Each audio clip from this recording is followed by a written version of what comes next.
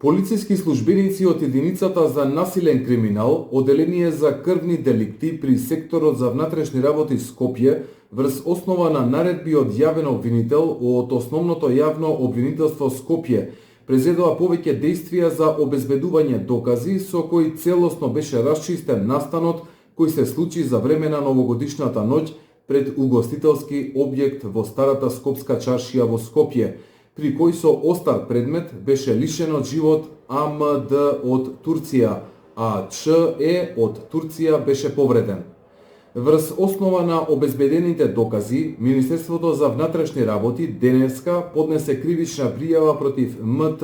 од Република Турција со престојувалиште во Тетово, бидејќи постои основано сомнение дека е извршител на кривичното дело убиство од член 123, како и едно кривично дело убиство во обид, односно согласно член 123 во врска со член 19 од Кривичниот законик.